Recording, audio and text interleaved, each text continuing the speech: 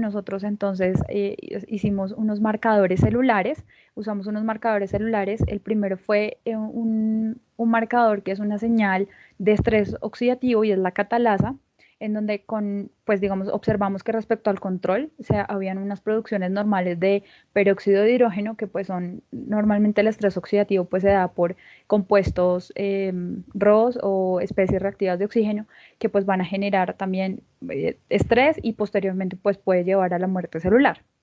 Entonces esto fue algo que pues no observamos respecto al control. Luego también la caspasa 3, que es una señal directamente asociada con la apoptosis y vemos que no hay diferencia estadísticamente significativa con el control.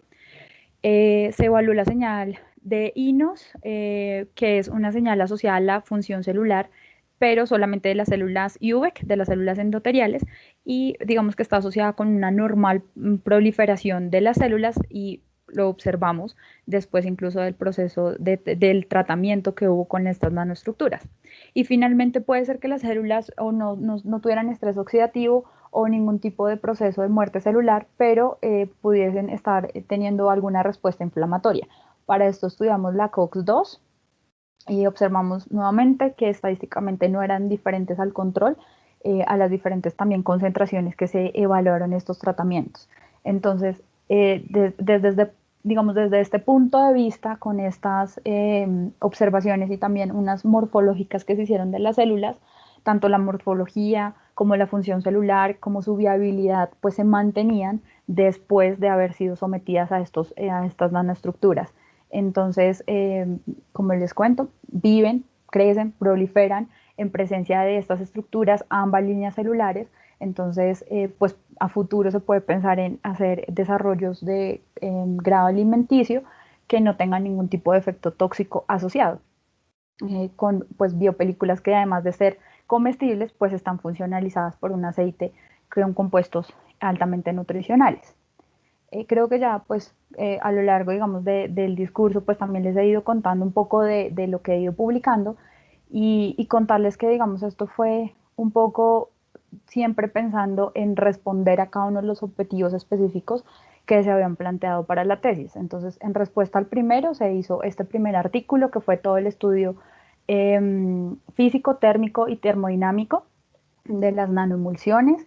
Luego todo un capítulo de las nanofibras, que eran donde estaba pues concentrada la novedad. Pues primero que pues sacamos, digamos, esa novedad la pudimos determinar desde el review. Luego el diseño de la base polimérica en este tercer artículo. Como cuarto artículo, todo el estudio de esa vehiculización de las nanoemulsiones en las nanofibras. Y finalmente pues un estudio un poco más complejo y más profundo de estas estructuras. Y finalmente, pues el artículo que enmarca todo lo que es el comportamiento nanotóxico o sí, el estudio de la nanotoxicidad de estas estructuras. Esto fue, digamos, en cuanto a la publicación, pero que hay que decir que hay que escoger muy bien el tema de investigación, algo que nos guste, que nos apasione, en lo que en verdad sintamos como curiosidad por conocer más. Siempre tratar de buscar un nuevo enfoque, una nueva aplicación, de ser, digamos, muy propositivos en cuanto a nuestros temas de investigación. Y esto también está muy relacionado con que la estructura de nuestra tesis sea pues una estructura limpia, una estructura clara, una estructura además orgánica que se comunique entre esas partes de la tesis, pues para poder ver, digamos, los productos al final como un todo que llevan, digamos, en coherencia a un resultado final. Y pues por supuesto proponer un alcance real, porque a veces queremos, ¿no? Pues hacer cosas que ya se salen de, digamos, de pronto de, de nuestro conocimiento, de nuestro alcance en tiempo o de nuestras mismas capacidades. También es muy importante el grupo de investigación, que sea un grupo de investigación fuerte y consolidado. En el caso pues de los estudiantes, a veces de maestría, de doctorado, pues es un camino, digamos, un poco solitario, pero siempre es muy bueno tener esos compañeros, estos directores o este comité tutorial que vaya dándole otra perspectiva a la investigación, porque digamos que yo considero que esto es algo que nutre y alimenta no solamente la investigación como tal, sino lo que ustedes van aprendiendo. En el caso de la publicación, ya cuando estamos en este paso, es muy importante escoger con muchísimo cuidado la revista, ¿no? Que el Scopus pues se alinee muy bien con lo que ustedes hicieron. Entonces este paso pues es, no sé, diría yo fundamental, porque luego vienen las tristezas de me rechazaron el paper, muchas veces por Scopus. Entonces, y esto pues lo mismo, nuevamente amarrado pues a esa novedad, a esas cosas, digamos, innovadoras o novedosas que ustedes propongan. Y algo que yo creo que es más importante que todo lo anterior, y es leer para escribir. Si ustedes no leen y no están, digamos, todo el tiempo actualizándose con material pues científico, haciendo vigilancia tecnológica de lo que ustedes están haciendo, pues en definitiva puede ser que ustedes crean que están haciendo algo novedoso, y cuando van a publicar o a tratar de hacer otro tipo de protección de propiedad intelectual, no lo van a poder hacer porque les van a decir, no, pero esto no es nada novedoso. Y pues también que la calidad de los escritos, pues digamos, se deriva muchísimo de cuando uno lee, y digamos que la experiencia que uno, digamos, recoge de esas lecturas. Otro, digamos, producto que se obtuvo desde mi tesis doctoral fue todo el proceso de patentamiento, que brevemente les cuento, pues eso, son unos derechos exclusivos por una invención, de un producto o proceso pues que provee, digamos, en general, algo nuevo, ¿no? Se hace algo nuevo o ofrece alguna solución o ventaja técnica, digamos, novedosa. Existen dos tipos de patentes, de modelos de utilidad, que le conocemos en español, o patentes de invención. Sin embargo, estas patentes, ¿qué características tienen? Que son novedosas, son útiles, tiene que ser algo útil, y no debe ser algo obvio, que creo que ese es un punto que normalmente digamos, se desvirtúa o se olvida, y digamos que no podemos patentar lo que el agua moja o cosas que son en realidad muy obvias. Esto no es susceptible de ser patentable. ¿Listo? Entonces, teniendo como en mente lo que es una patente, nosotros en Colombia pues tenemos que hacer todo un proceso que pues en general es el mismo que debemos hacer en cualquier país, y esto se hace acá en Colombia en la Superintendencia de Industria y Comercio. Y lo primero que tenemos que hacer es una radicación, se hace un examen de forma, pues cumpliendo como con todas las partes que constituyen a una patente. Se hace una publicación en donde, si yo, por ejemplo, me copié o plagié una idea, en este momento pues hay una oposición de terceros que se puede hacer, entonces digamos la reclamación. Luego viene todo un tema de petición de exámenes de patentabilidad, el examen de fondo. Bueno, esto de los exámenes de patentabilidad es para saber si, digamos, se quiere hacer la patente a nivel nacional o si se quiere dar cobertura con otro tipo de patentes que cubren diferentes países. Se hace el examen a fondo y pues al final toman una decisión. Este tiempo hasta la decisión final puede ser entre 3 a 5 años, dependiendo pues de la modalidad a la que yo esté aplicando. Y cuando ya me dicen sí, su patente fue otorgada, entonces viene un tiempo de mantenimiento que se refiere a un tiempo en el que, pues digamos, se concede esa protección, que son 20 años para el caso de las patentes de invención o 10 años para las patentes de modelo de utilidad. Entonces, dependiendo pues en la modalidad de patente que yo haya, digamos, radicado mi solicitud, pues va a ser este tiempo. Creo que es el mismo, más o menos el mismo proceso en México, y bueno, contarles también que entonces se hicieron 2 solicitudes de patente. Por supuesto, en este momento pues están en proceso, es un proceso pues muy demorado. Nosotros en mi pregrado pues yo también, desde un artículo que sacamos, se hizo también el proceso de patentamiento y se demoró más o menos 4 años. En este momento pues la patente está vigente, pero ya digamos conocía del proceso, el examen de patentabilidad, el examen de fondo. Todo esto es, digamos que son procesos muy, muy, muy demorados.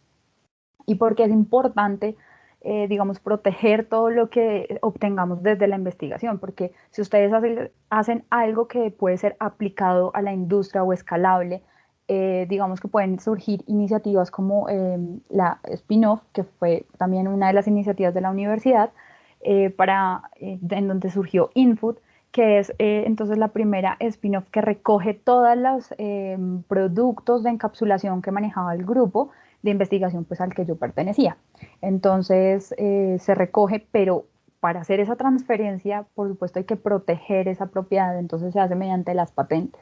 Entonces es muy importante que, digamos, tengamos presente que tenemos que proteger lo que hacemos, no solamente mediante artículos y pues dándolo a conocer, sino también si hay forma de transferir eso, pues está, pues por ejemplo, el caso de las patentes. Y finalmente, algo que también creo que es muy importante para hacer investigación con un gran alcance, con un gran impacto, y es establecer una red internacional. Yo les cuento, pues en mis pasantías yo lo que hice fue, digamos, dividir los tiempos y le hicimos entonces yo hice una estancia doctoral en Detroit, luego estuve también en Ciudad de México, estuve en Siena, Italia y en Granada, España. Y pues puse nuestra base de operaciones que era Bogotá. ¿Cómo logramos establecer cada uno de estos, digamos, contactos? Lo primero es que los congresos científicos a los que uno va sirven muchísimo para este tipo de cosas.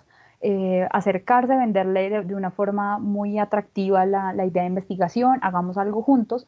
Esto sirve a través de, digamos, de esos canales, ¿sí? Así fue que establecí esta relación con las personas con el doctor Kochla de Detroit y los doctores María de Jesús Perea y Juan Vicente Méndez en la Ciudad de México. Vía correo, y es llenar de correos a todos los profesores con los que ustedes quieran trabajar, con los que ustedes vean que son pues los profesores líderes en ese tema, envíenles correos, escríbanles lo que ustedes hacen, su perfil, en lo que ustedes están, digamos, trabajando.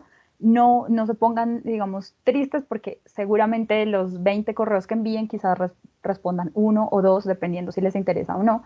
Pero la mayoría, pues, digamos que no responden. Yo tuve la fortuna de que le escribí a la doctora Sandra Donini, que contaba con las líneas celulares con las que yo quería trabajar, y pues muy amablemente al día siguiente me respondió. Entonces a veces es suerte, a veces es el tema de investigación que en realidad pues sea novedoso y les guste y les llame como la atención.